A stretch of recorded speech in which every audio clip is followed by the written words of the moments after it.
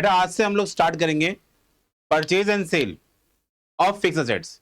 अगर मान के चलिए आप फिक्स असेट्स को सोल्ड आउट कर रहे हो या फिर उन्हें खरीद रहे हो, तो उनके लिए क्या जर्नल एंट्री पास होगी? सर सिंपल सी जर्नल एंट्री पास होगी, purchase to cash, purchase to bank, purchase to creditor. बिल्कुल सही बोला आपने बेटा। बट ये सारी की सारी एंट्रीज आप ध्यान रखना, ये सभी एंट्रीज आपकी होती हैं रेवेन्यू एक्सपेंडिचर्स। ये आपके लिए एक तरह से खर्चा है, एक तरह का क्या है, ये खर्चा है बेटा।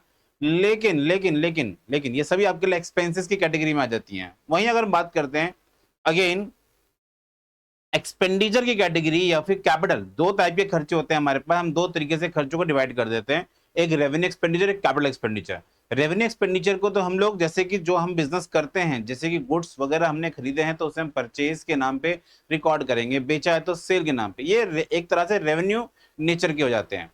बट अगर मैं बात करूं हमने कोई एसेट खरीदा है, कोई एसेट को बेचा है, तो ये कैपिटल नेचर के हो जाते हैं। कैसे होते हैं? कैपिटल नेचर के होते हैं।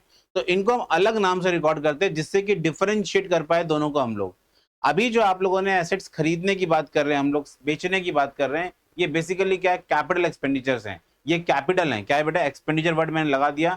ये कैपिटल रिसिप्ट या कैपिटल एक्सपेंडिचर्स हैं। एक तरीके से क्या है, ये बड़ा पैसा आप या तो दे रहे हो या फिर आप रिसीव कर रहे हो। अगर आपने बेचा है एसेट्स को तो पैसे आपके जाएंगे, तो आपके लिए कैपिटल रिसिप्ट होगी। वहीं अगर आपने कोई एसेट खरीदा है बेटा तो आपके लिए कैपिटल एक्सपेंडिचर है, ये कैपिटल एक्सपेंडिचर है ये। ठीक है, तो इस तरीके से हम इसको मान के चलेंगे, क्योंकि हमारे पास यहाँ पे जो कंसेप्ट बीच में आ जाता है वो होता है दोनों को डिफरेंशिएट करना, दोनों को डिफरेंशिएट करना कि ये रेवेन्यू एक्सपेंडिचर है कि ये कैपिटल एक्सपेंडिचर है। हम लोगों ने बात की थी गोइंग कंसर्न अजम्पशन की। गोइंग कंसर्न अजम्पशन यही तो बोलता है कि बिजनेस जो चलता है बेटा वो किसके बेसिस पे चलेगा? वो फोरसीएबल पीरियड है, लेकिन फोरसीएबल पीरियड के लिए उसे कुछ तो चाहिए।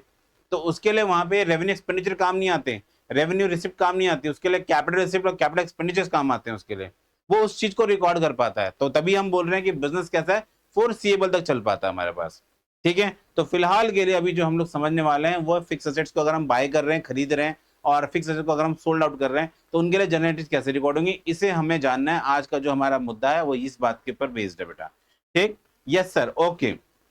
तो हमारे पास यहाँ पे कुछ बातें लिखी हैं बेटा, fix assets such as machinery, furniture. ध्यान देना यहाँ पे, तो जो बात मैं कर रहा हूँ यहाँ पे कैपिटल की बात कर रहा हूँ। यहाँ पे कैपिटल जैसे मशीनरी हो गई, जैसे फर्नीचर हो गया, जैसे व्हीकल हो गए, ये जितने भी खर्चे हैं बेटा, मतलब इनको मैं बेचूं या मैं खरीदूं, इनको या फिर सोल्ड आउट करूं या फिर मैं परचेज करूं, एक्सेट्रा, जितने भी बिल्डिंग हो गई, लैंड हो गया, एक्सेट्रा एक्सेट्रा, प्लांट हो गया, तो are the purchase for use in business, मतलब ये यूज होते हैं बिजनेस के अंदर, एंड नॉट फॉर रीसेल। इसे मुझे दोबारा थोड़ा ना बेचना है बेटा, इसे हम दोबारा सोल्ड आउट नहीं करते, इसे हम सिर्फ बाय करते हैं। इसे हम खरीदने के, मतलब खरीदने के पर्पस, जिससे हम बिजनेस में को यूज कर सकें और दोबारा इसको नहीं बेचना है। जिससे अगर आप मान के चलिए जो हमने परचेज किए थे गुड्स, अभी जिसके बारे में एग्जांपल दे रहा था, अगर मैंने गुड्स वगैरह बाय किए हैं तो बेटा गुड्स को मैं रीसेल करने वाला हूँ। जैसे एग्जांपल के लिए परचेज गुड्स, तो आप क्या एंट्री बोलोगे मुझे? तो आप बताओगे purchase account debit to cash bank, नहीं तो जिससे आपने लिया उसका नाम लिख दोगे क्रेडिटर। सिंपल सी बात है। लेकिन ये सभी खर्चे यहाँ पे रिकॉर्ड नहीं होते हैं, क्योंकि मैं परचेज जो मैंने गुड्स किए हैं अभी, मैं इसको दोबारा से रीसोल्ड करूंगा, मतलब दोबारा से रीसेल करने वाला हूं मैं इनको दोबारा फॉर्म में से कुछ इनमें एडिशन करके से बेच दूंगा, कुछ एडिशन करके इनमें बेच दूंगा, इन्हें मैं सोल्ड आउट कर दूंगा। तो ये आपके लिए हो जाते हैं कौन से वाले खर्चे? मतलब ये आपके लिए है एक तरह से रेवेन्यू एक्सपेंडिचर्स। लेकिन जब हम बिजनेस के अंदर कोई एसेट को खरीदते हैं, या तो उसे बिजनेस में यूज किया जाएगा जिससे बिजनेस की इनकम बढ़ेगी, या फिर उसको बिजनेस में लगाया जाएगा जिससे कि जो बिजनेस की एफिशिएंसी है वो इंक्रीज हो जाए। या तो अर्निंग में हेल्प करेगा या तो एफिशिएंसी में करेगा, और एफिशिएंसी बढ़ेगी तो अर्निंग ही है। दोनों ही बेटा इसके रीजन हो सकते हैं। डन है यहां तक? Yes sir, okay. These assets help to increase the revenue over time. ये बिजनेस की रेवेन्यू, मतलब बिजनेस की इनकम को जनरेट करने में हमारी हेल्प कर देते हैं। ठीक है बच्चे? Yes sir, okay. अब जरा ध्यान देंगे आप लोग, अब हम लोग यहाँ पे जनरेटिव पास कर रहे हैं बेसिकली बाय करने की। ठीक है, ध्यान देना, यहाँ पे एसेट्स को अगर हम लोग परचेज कर रहे हैं तो यहाँ पे ना बहुत सारे केस हैं। हमने जो उसको कैश में खरीदा, हमने उसको बैंक से खरीदा, चेक के थ्रू खरीदा, या फिर सपोज करो उसे हमने उधार में लिया, तो तीन तरह की कैटेगरी बन जाती है। तो तीनों तरह की कैटेगरी को हम एक एक करके समझते हैं। पहले है केस ए इसका है बेटा on purchase of fix assets, purchase of fix asset cash या फिर चेक, कैश या फिर चेक। चेक को मैं यहाँ पे किस नाम से डिनोट कर रहा हूँ? चेक को बेटा हम कह रहे हैं यहाँ पे बैंक के नाम से। किस नाम से बोल रहे हैं इसे? बैंक। चेक क्या है बेसिकली? बैंक को डिनोट कर रहा है। तो ध्यान देना, मैंने अभी थोड़ी देर पहले आपको क्या एंट्री बताई थी, जब हम गुड्स वगैरह बाय करते हैं तो एंट्री क्या पास करते हैं, purchase account debit to cash या बैंक, परचेज टू कैश या बैंक। बट यहाँ पे क्या एंट्री पास हो रही है बेटा, यहाँ पे एंट्री बड़ी सिंपल सी पास हो रही है, fix assets account debit, fix assets account debit. ठीक है, यहाँ पे देखो परचेज अकाउंट डेबिट कैश या बैंक या क्रेडिटर, परचेज यहाँ पे क्या रहा है, परचेज आ रखा है। ठीक है, बट जबकि यहाँ पे क्या आ रही है एंट्री बेटा, यहाँ पे आ रही है entry fix assets account debit. क्या आ रही है, फिक्स एसेट्स अकाउंट डेबिट, क्योंकि हमने फिक्स एसेट्स को बाय किया है, हमने अपने बिजनेस के अंदर फिक्स एसेट्स, कोई एसेट खरीदा है बेटा मैंने। ठीक है, तो fix assets account debit to cash या बैंक, टू कैश या फिर बैंक। ठीक है sir, narration being fix assets purchase for cash या फिर चेक। ठीक है, या तो चेक से खरीदा है या फिर डन है यहां तक, यस सर, ओके। अगर चेक से पेमेंट करें तो बैंक लिखेंगे, अदरवाइज तो कैश आते आता है बेटा। क्वेश्चन सर ना बताए तो हम मान के चलेंगे कैश में, क्वेश्चन अगर स्पेसिफाइड कर दे कि चेक के थ्रू बाइंग किए तो आपको बैंक लिखना वहां पे। ठीक है, yes sir.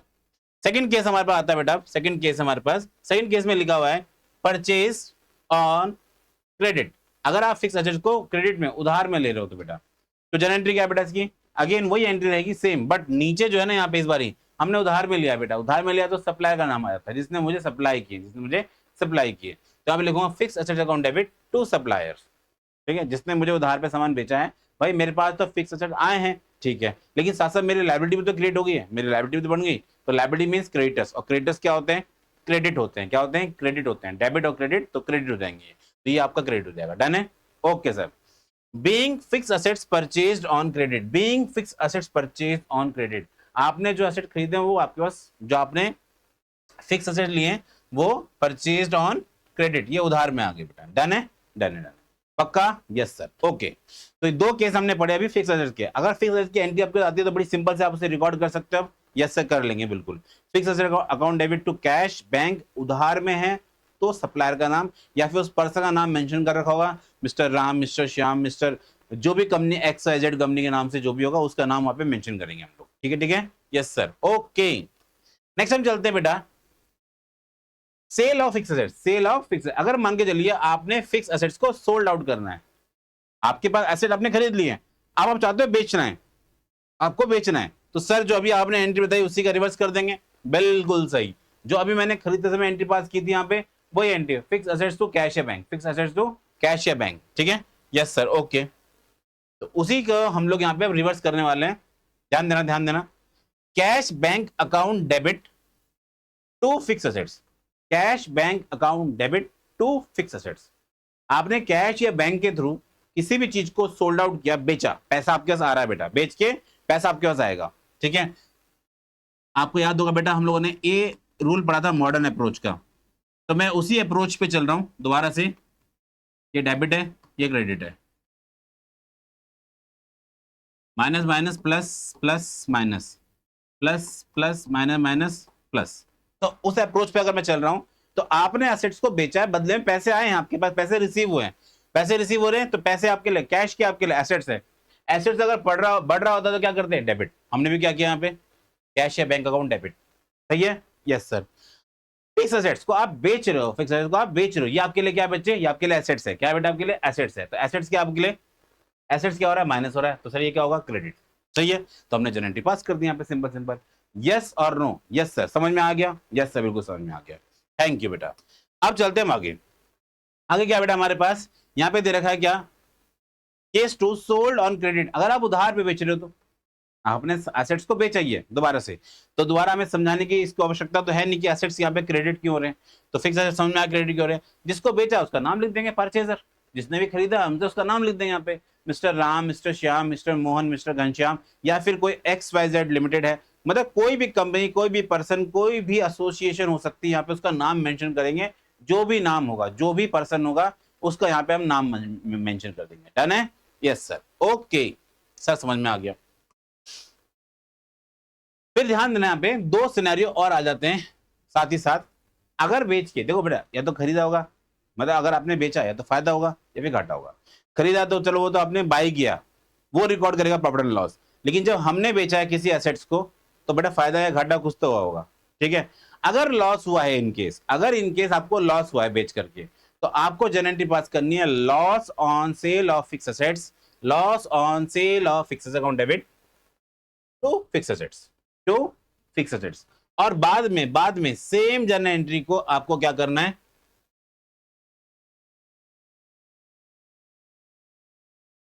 Profit and loss account debit to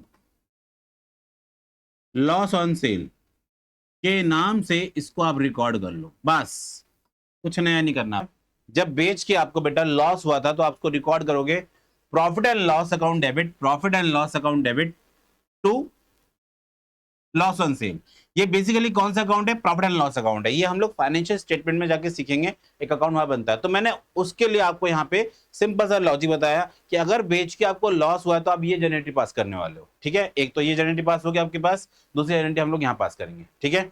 ठीक है सर, अगर बेच के आपको फायदा हुआ है तो सर, फायदा हुआ है तो प्रॉफिट हुआ है बेच के, तो सिंपल है, प्रॉफिट के लिए हम लोग क्या है, एंट्री पास करने वाले हैं फिक्स एसेट्स। आपको फायदा हुआ था ना बेटा, तो एसेट्स की वैल्यू बड़ी होगी, और एसेट्स अगर बढ़ते हैं तो क्या करते हैं उसे हम लोग, एसेट्स अगर आपके बढ़ रहे होते हैं तो उसे हम क्या करते हैं बेटा, अभी हम लोगों ने सीखा यहाँ पे, एसेट्स अगर बढ़ रहे होते हैं तो क्या करते हैं उसे हम लोग डेबिट करते हैं। क्या करते हैं, डेबिट करते हैं। यस यस, डेबिट करते हैं, इसलिए हमने डेबिट किया यहाँ पे। लॉस ऑन से sorry gain on sale of fix asset, अगर आपको फायदा हुआ है बेच के तो फायदा मतलब आपके लिए अगर रेवेन्यूज बढ़ते हैं बेटा तो आप लोग क्या करते हो, उसे क्रेडिट करते हो। क्या करते हो, क्रेडिट। यहाँ पे हम लोग एंट्री पास कर दी, gain on sale of fix asset, gain on sale of fix assets. मेरी बात यहाँ तक आप सबको क्लियर है? Yes sir. सर इसके लिए भी सेम जर्नल एंट्री पास करेंगे, बिल्कुल सही सही सही सही, बिल्कुल सही बोला आपने बच्चे। तो यहाँ पे हम लोग क्या पास करने वाले जर्नल एंट्री, प्रॉफिट या गेन, प्रॉफिट या फिर गेन। तो प्रॉफिट तो नहीं बोलते, उसे हम गेन बोलते हैं क्योंकि वन टाइम है। तो gain on sale of fix assets debit to profit and loss, to profit and loss. Simple है बेटा, यहाँ पे मेरी बात क्लियर? यस सर, क्लियर है यहाँ तक भी? यस सर, समझ में आ गया। ठीक है बच्चे, अब चलते हैं आगे। ये हमारे पास एक छोटा सा न्यूमेरिकल हमने लिया है बेटा, ताकि आपको एक छोटा सा कंसेप्ट समझ में आ जाए इसी के साथ साथ कि अच्छा इसमें ये चीज हम लोग रिकॉर्ड कर रहे हैं। ठीक है ठीक है, यस सर। अब जैसे कि यहाँ पे आपको दी गई है बेटा चीजें, कैसे यहाँ पे दी गई है, transaction in the books of Rahul traders, Rahul नाम का कोई ट्रेडर है, व्यापारी है, उसके लिए हम रिकॉर्ड कर रहे हैं। तो बेसिकली आपको 4 एंट्री दे रखी है। पहला दे रखा purchase of machinery for cash, ठीक है, purchase machinery for cash, simple simple है, मशीन टू कैश, इसकी गारंटी पास हो जाएगी। ठीक है, फिर अगली है बेटा purchase furniture from Messrs Mehta in company on credit, साफ बता दिया उधार पे 50,000 रुपए।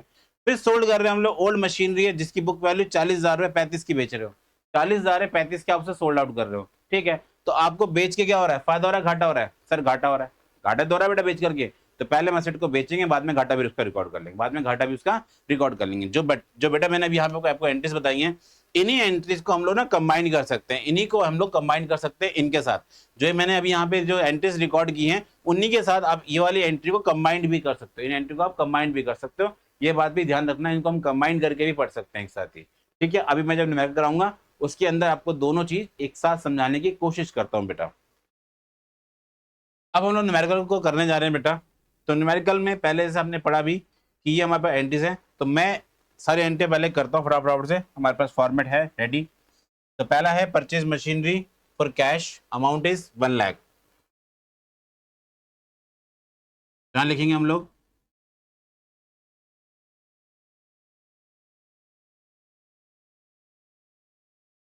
Machinery account debit to cash 1 lakh. अब एक बात को ध्यान देना बेटा, सर यहाँ पे तो लिखा था मशीनरी, अगर लिखा होता फर्नीचर तो हम फर्नीचर के नाम पे रिकॉर्ड करते हैं। सर लिखा होता बिल्डिंग तो हम बिल्डिंग, जो भी नाम होगा हम उसके नाम के हिसाब से रिकॉर्ड करने वाले। यहाँ पे हम लोग ऐसा नहीं है कि अपने हिसाब से सोचेंगे मशीन तो मशीन, फर्नीचर फर्नीचर, जो क्वेश्चन कहेगा वो हम रिकॉर्ड करेंगे। अगर क्वेश्चन कहता है गुड्स परचेज तो मैं लिखता परचेज अकाउंट डेबिट, अगर क्वेश्चन कह रहा है मशीनरी तो मशीन का नाम लिखूंगा। सर गुड्स मतलब जो बिजनेस हम लोग करते हैं उस चीज को अगर हम खरीद रहे हैं, कुछ भी कर रहे हैं बेटा, खरीद रहे हैं अगर मान के चलिए गुड्स को, जिस चीज का हम बिजनेस करते हैं, जिसका मेन ट्रेड करते हैं, जो हमारा कोर बिजनेस है, तो उसे हम लोग गुड्स की कैटेगरी में डालते हैं। भले मैं मशीनरी क्यों ना बेचता हूँ, उस समय मशीनरी मेरे लिए एसेट्स नहीं है, मेरे लिए मशीन क्या उस समय पे मेरे लिए गुड्स होगी। ठीक है, अगर मेरी टिम्बर शॉप है बेटा, मेरी सपोज करो फर्नीचर की शॉप है, मैं कोई भी अगर फर्नीचर, सोफा, बेड, चेयर कुछ भी ले रहा हूँ वो मेरे लिए गुड्स है, वो सब मेरे लिए क्या है, गुड्स है। ठीक है। मेरी स्टेशनरी की शॉप है और मैंने कंप्यूटर बाय किया है, तो मेरे लिए वो कंप्यूटर होगा, मेरे लिए स्टेशनरी नहीं होगा। वो मेरे लिए क्या है, गुड्स नहीं है बेटा, बेसिकली मेरे लिए क्या है वो, मेरे लिए फिक्स एसेट्स होंगे। क्या होंगे, फिक्स एसेट्स। तो यहाँ पे फिक्स एसेट का नाम आएगा मशीनरी अकाउंट डेबिट। क्या आएगा, मशीनरी अकाउंट डेबिट। ठीक। Being machinery purchased. मेरी बात यहां तक आप सबको क्लियर है? Yes sir. ओके, तो 1 लाख की मशीन हमने खरीद ली है। ठीक है सर, आपने डेट नहीं लिखी। ओके, मैं डेट लिख देता हूं। तो 2025 1 अप्रैल। सेकंड चलते हैं हम लोग किसमें, 10 तारीख की entry, purchase furniture messrs Mehta and company on credit 50,000 रुपए। मेहता एंड कंपनी से आपने फर्नीचर लिया, तो आप एंट्री पास करोगे फर्नीचर अकाउंट डेबिट टू जिसने मुझे सामान बेचा है, मतलब जिसने मुझे सामान बेचा, सप्लायर या फिर वेंडर। तो मैं यहां पे लिखूंगा मेहता एंड कंपनी, नाम मुझे पता है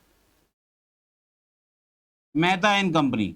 अमाउंट कितना आएगा बच्चे, सर 50,000। Okay,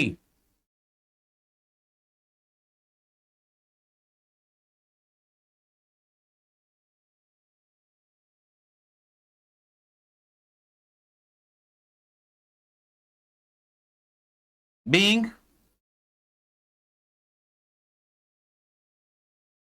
furniture purchased. ये है 10 अप्रैल की एंट्री बेटा। अब चलते हैं आगे। 1 अक्टूबर में sold old machinery book value 40,000 है। लॉजिक को समझना, कितने में बेचा है मैंने, 35 में बेचा है। 40,000 की चीज को हम लोग कितने में सोल्ड आउट कर रहे हैं, 35,000 में बेच रहे हैं। Okay, by cheque. ये बात भी ध्यान देना, इस पे इसको भी कंसिडर करना। कैसे बेचा हमने, चेक के थ्रू बेचा, मतलब बैंक अकाउंट होगा। क्या होगा यहाँ पे, बैंक अकाउंट। 40,000 की चीज को 35,000 में बेचा है, तो सिंपली आपको इतना तो अंडरस्टूड हो रहा होगा बेटा कि ये तो सर लॉस ऑन सेल है। क्या है ये, लॉस ऑन सेल है। तो इन्हीं दो एंट्रीज को हम समझते हैं फटाफट से पहले। तो जरा ध्यान देना, यहाँ पे सबसे पहले लिखूंगा मैं यहाँ पे बेच के मेरे पास आ रहा है बैंक, क्योंकि चेक के थ्रू पैसा है। सर क्वेश्चन में तो कहीं बताया नहीं डिपॉजिट है नहीं है, तो हम मान लेते हैं, मैंने आपको साथ में कंडीशन बताई थी, एजम्पशन बताई थी, हम मान लेंगे कि ये सेम डे पे जमा हो गया है। तो इसलिए बैंक अकाउंट डेबिट टू, नाम क्या उसका, फर्नीचर। नाम क्या उसका, फर्नीचर। सॉरी, मशीनरी है, ओल्ड मशीनरी। क्या ये मशीनरी है।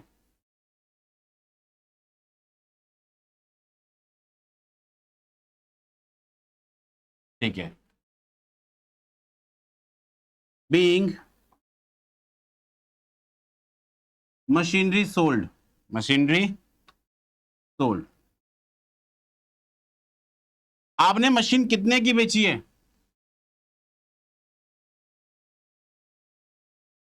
सर 35,000 की। ओके, तो आपको चेक कितने का मिला होगा, 35,000 का। मशीन को बेच के हमें हुआ है लॉस, तो हम लॉस को रिकॉर्ड करने वाले हैं। तो लॉस को किस नाम से रिकॉर्ड करते हैं, losses are debit, loss on sale of machinery account debit to machinery. Amount कितना आएगा बेटा, sir 5,000।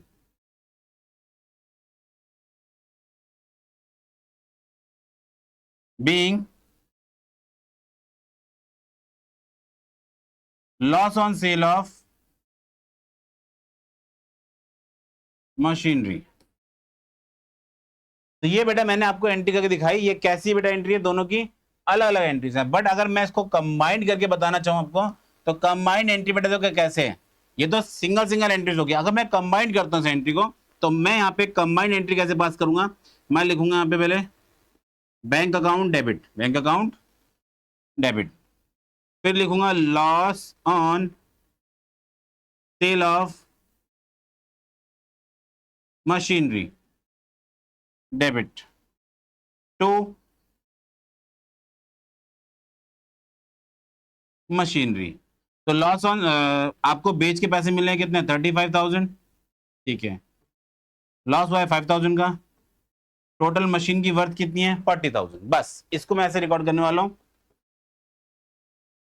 Being old machinery, being old machinery sold, being old machinery sold, बस इतना रिकॉर्ड करके आप बच सकते हैं, बच जाओगे बेटा। सिंपल सिंपल सी जनरेटी आपको पास कर देनी है। 40,000 सही सा नहीं था तो मैं लिख देता हूँ सही से इसको रिकॉर्ड करके, ये लीजिए सही रिकॉर्ड हो गई है। बस इसको इतना सा आपको रिकॉर्ड करना है, कुछ और इसमें नया नहीं है। सर इसका मतलब सेपरेट सेपरेट एंट्री भी रिकॉर्ड कर सकते हैं, बिल्कुल बेटा। और सर कंबाइंड बात कर सकते हैं, बिल्कुल बेटा। कंबाइंड पे चलोगे तो भी ठीक है, सेपरेट पे चलोगे तो भी ठीक है, ठीक है। तो आप अपनी कन्वीनियंस देखना कि आपको कैसे रिकॉर्ड करने में सही लग रहा है। वैसे तो लॉजिकली कंबाइंड करना चाहिए क्योंकि इसमें टाइम वेस्ट होता है बेटा, लेकिन यह है कि अगर आप सेपरेट एंट्री रिकॉर्ड कर लोगे तो आपकी कंसेप्ट क्लैरिटी हो जाएगी कि इसको ही क्यों रिकॉर्ड करना है, इसको ही क्यों रिकॉर्ड करना है, इसके पीछे पर्पस क्या होता है। तो पर्पस क्या है मैंने बताने की पूरी कोशिश की है कि इसको इसलिए रिकॉर्ड करते हैं। खैर अभी हमारे पास एक क्वेश्चन और है, हम लोग उसको भी कंबाइंड से करते हैं डायरेक्ट, ठीक है। देखते हैं उसमें क्या निकल के आता है। यहाँ पे सोल्ड फर्नीचर, यहाँ पे क्या है बेटा, अगेन सोल्ड फर्नीचर। अब फर्नीचर बेचा जा रहा है मैसेज रमेश एंड कंपनी, और ये उधार पे है, किस पे, उधार पे है। और बेचा कितने का बेटा, 40,000। बुक वैल्यू 30 है। ध्यान देना मैंने पहले ही बुक वैल्यू से कंपेयर किया था, मैंने पहले भी इसको बुक वैल्यू से कंपेयर किया था। बुक वैल्यू मतलब उसकी कीमत कितनी है, 40,000 रुपए, उसको बेचा कितने में, 35,000 रुपए में, तभी लॉस हो रहा था। अब क्या बेटा, जरा ध्यान देना, बुक वैल्यू कितनी है बेटा, उसकी बुक वैल्यू है 30,000, लेकिन बेच कितने में रहे उसे हम लोग, 40,000 रुपए में बेच रहे हैं। 40,000 रुपीज में उसको सोल्ड आउट कर रहे हैं। है कीमत कितनी बेटा उसकी, उसकी कीमत है सिर्फ और सिर्फ 30,000। 40 की बिक्री है बेटा, 40 की कोई चीज। सोचिए मेरे पास ये जो पेन है बेटा, ये कितने का है, ये पेन है 30,000 रुपीज का। कितने का पेन है ये, 30,000 रुपीज का है। लेकिन मैं कह रहा हूँ मार्केट में कोई इसको परचेज करने आया, 40,000 रुपए दे रहा है इसके। इसे कितने रुपए देने को तैयार है, मुझे 40,000 रुपए देने को तैयार है इसके, ठीक है। तो मैं इसको बेचूंगा तो मुझे क्या मिलेगा, फायदा मिलेगा, गेन होगा। क्या होगा, gain. Gain on sale of machinery या profit on sale of machinery. मतलब मैं इसको बेच रहा हूं तो मुझे, मैं इसका नाम मशीनरी है, क्या नाम है इसका बेटा, मशीनरी। मान लो थोड़ी देर के लिए, मानने में क्या जा रहा है, ये मशीनरी है, मशीनरी 30,000 रुपए की, मैं इसको बेच रहा हूँ, मुझे 40,000 मिल रहे हैं, फायदा मिल रहा है, ठीक है। अब इसकी बेटा हम लोग सेपरेट एंट्री पास करिए, कंबाइंड। सर ऐसा कीजिए, सेपरेट भी करिए कंबाइंड भी करिए, ओके। हम दोनों एंट्री पास करते हैं इसकी भी। तो ये फर्नीचर है और उधार में बिका, ये ध्यान रखना बेटा। किसको बेचा हमने, हमने बेचा है रमेश एंड कंपनी को। किसको बेचा, रमेश एंड कंपनी को, ओके सर। तो फर्नीचर है, तो दोनों के लिए हम लोग सेपरेट सेपरेट एंट्री रिकॉर्ड कर रहे हैं, तो मेरी हेल्प करना आप लोग भी। यस सर हम कर देंगे, ओके। तो यहां पे हम लिखने वाले हैं पहले, जो हम मशीनरी को जो हम फर्नीचर को बेच रहे हैं, तो Ramesh and company account debit to furniture. कितने का फर्नीचर बिक रहा है बेटा, फर्नीचर आपका बेसिकली बिका है 30,000 का। क्या बिका है, 30,000 रुपीज का आपका फर्नीचर सोल्ड हो गया है, ठीक है। सॉरी 30,000 की उसकी बुक वैल्यू थी, पर बिका कितने का, 40,000 रुपए का बिका। कितने बिका, 40 का बिका। तो मैं क्या कर रहा हूं पहले बेटा, यहाँ पे दोनों तरफ पहले पहले यहाँ पे लिख देता हूं फटाफट से, बीइंग फर्नीचर सोल्ड, ठीक है, ये हो गया। अब मुझे बेच के क्या मिल रहा था, फायदा मिल रहा था, तो मैं फायदे को रिकॉर्ड कर रहा हूं। तो फायदा कैसे रिकॉर्ड होगा, यहाँ पे furniture account debit to gain on sale of furniture, ठीक है। अब जरा ध्यान देना,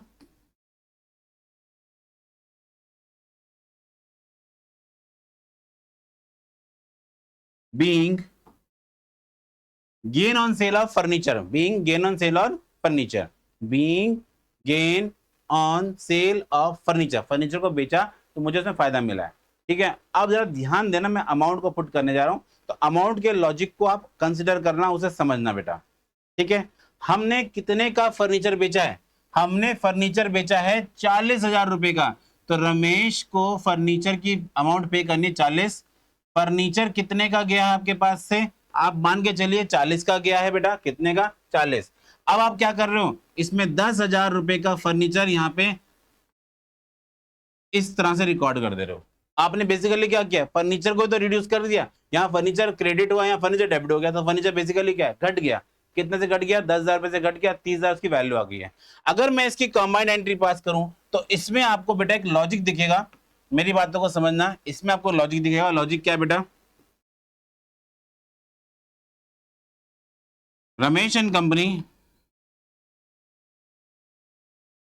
अकाउंट डेबिट, आपने रमेश को कितने का फर्नीचर बेचा है सर? 40,000 रुपए का, ठीक है।